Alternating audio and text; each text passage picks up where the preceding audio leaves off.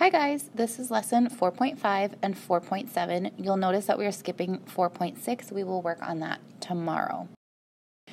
Your learning target today is the same as it has been. I can divide 4-digit by 2-digit numbers. And the first thing that we're going to talk about is you'll notice that there are decimals. The beauty of dividing with decimals is this. It doesn't change anything. Just like multiplication, we pretend it's not there and we add it in at the end. So it's really not a big deal. So first, we're going to estimate. And remember that this big box is a magnitude estimate. So we're just going to do a really vague estimate.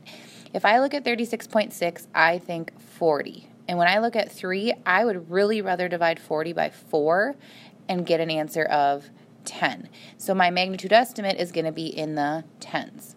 Then I'm going to actually go in and solve. 3 can go into 3 one time. I subtract and I bring down. 3 can go into 6 2 times. That's 6 exactly. I get to this decimal and I bring it right on up. Bring on my next number. 3 can go into 6 twice, and I'm done. My answer is 12.2. And I did that really fast because, 1, you guys know how to divide, and 2, really all I'm doing is when I got to the decimal, instead of just ignoring it, I just brought it straight up. You could wait till the end and just add it in afterwards, but I just like to do it as I go. So whatever makes more sense to you, do it that way. Let's do another one. How I estimated 9.48. I'm going to call that 10, and I would much rather divide 10 by 5 and get an answer of 2, so my magnitude estimate is 1. Remember, your estimate should be that fast. So if you're thinking, wow, she's going really fast, that's how quick your estimate should be. You should not have to write anything down. You should not have to really take time to think about it. It should be 2 numbers that make sense to you and you can divide in your head. So then you go back and solve. 4 into 9 is twice, which gives me 8. Decimal, I'm going to bring mine up right away, bring down my 4. 4 can go into 14 3 times, which is 12, and I get 2 left over, and I bring down my 8. And 4 can go into 28 7 times, which is exactly 28, so 0.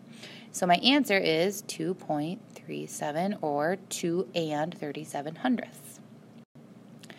Next one, money. This doesn't change anything. I do need to rewrite it so it's inside of a division box.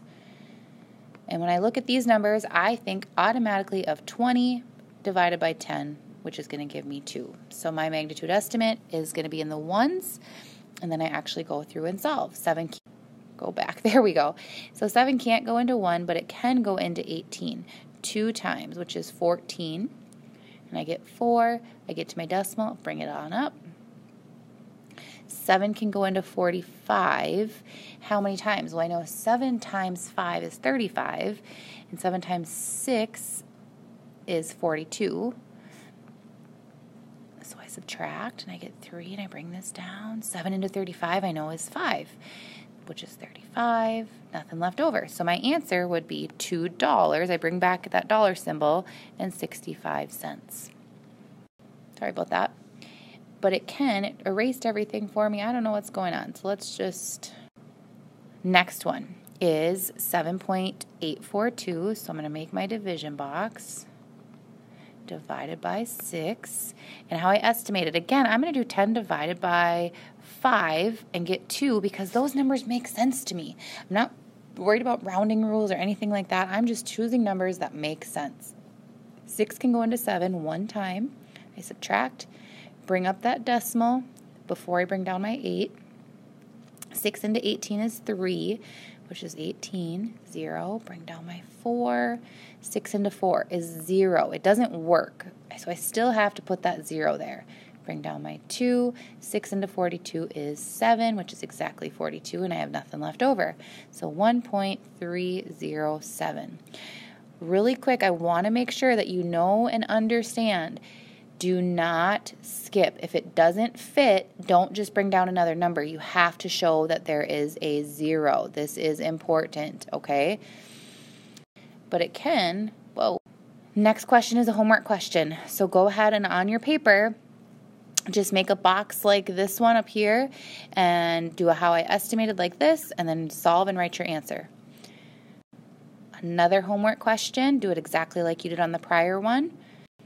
And your final homework question for the night is, if you could eat only one food for the rest of your life, what would it be? Make sure you complete the 2 division questions and this question. Make sure you put your name on it and be prepared to turn it in when you get to class. Have a great night.